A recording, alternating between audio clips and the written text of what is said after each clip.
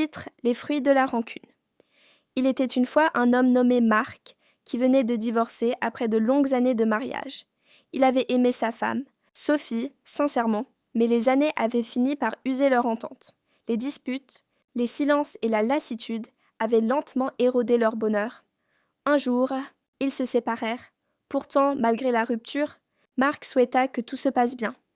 Il voulait que leurs 2 filles, Élodie et Camille, grandissent dans la paix, la stabilité et l'amour.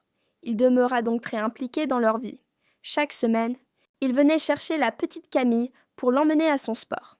Il l'attendait devant la salle, le sourire aux lèvres, fier de la voir s'épanouir. Il tenta d'être ce père présent, attentionné, solide, malgré les blessures du passé. Mais très vite, les choses changèrent. Sophie, rongée par la rancune, ne supporta plus de le voir heureux. Elle ne supporta plus même de le voir tout court. Alors, elle commença à le dénigrer, d'abord subtilement, puis ouvertement. Devant leur fille, elle répéta sans cesse que leur père était un homme mauvais, égoïste, responsable de tout leur malheur, et lentement, ces paroles s'insinuèrent dans le cœur des enfants. Un jour, alors qu'il venait chercher la petite Camille pour l'emmener à son entraînement, celle-ci refusa de monter dans la voiture. « Je ne veux plus te voir ». Ces mots résonnèrent comme un coup de tonnerre dans son cœur. Ce fut le début de la fin. Élodie et Camille commencèrent à s'éloigner, à le rejeter sans raison apparente. Elles allèrent même voir leur grand-mère, Claire, la mère de Marc, pour lui dire qu'elle ne voulait plus la voir non plus. Pourtant, Claire s'était tant donné pour elle. Elle les avait gardées lorsqu'elles étaient petites, leur avait préparé à manger, veillé sur elles avec tendresse, mais rien n'y fit. La rancune avait déjà fait son œuvre. Elles coupèrent tout contact. Seul leur grand-père, Henri, le père de Marc, eut encore droit à leur affection, mais à une condition, qu'il ne voie plus son fils. Henri, aveuglé par l'amour qu'il portait à ses petites filles, accepta.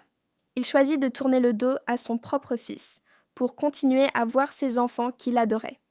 Mais ce n'était pas tout. Sophie imposa une autre exigence. Elle voulut qu'Henri donne de l'argent régulièrement, pour prouver son amour, et il le fit. Il leur acheta des cadeaux, paya leurs vacances, les combla de présents. Les années passèrent ainsi, Élodie et Camille grandirent, mais sans valeur, sans repère, sans vérité.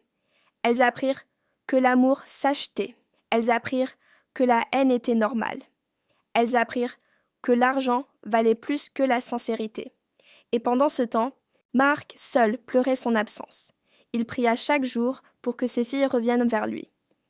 Il n'en voulut à personne, il espéra simplement que le temps les ramènerait à la raison.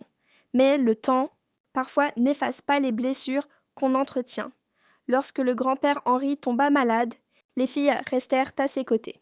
Elles semblaient attentionnées, présentes, aimantes. Mais un jour, il découvrit la vérité. Élodie et Camille lui avaient volé de l'argent. Elles avaient détourné une somme importante de son compte. Le vieil homme, brisé, comprit alors l'ampleur de son erreur. Il avait rejeté son fils pour rester proche de ses petites filles. Et à la fin, ce furent elles qui le trahirent. Henri mourut le cœur en morceaux, déçu, vidé et trahi par celle qu'il avait tant aimée. Quelques mois plus tard, l'affaire éclata. Élodie et Camille furent convoquées au tribunal et reconnues coupables, condamnées à restituer l'argent volé. Tout l'héritage que leur grand-père leur avait prévu leur fut retiré. Elles perdirent tout, l'argent, le respect et même la paix intérieure. Et ce jour-là, Sophie comprit enfin, elle comprit que sa haine, sa rancune et son désir de vengeance avaient détruit ce qu'elle avait de plus cher, ses propres enfants. Elle voulut remonter le temps, mais il était trop tard.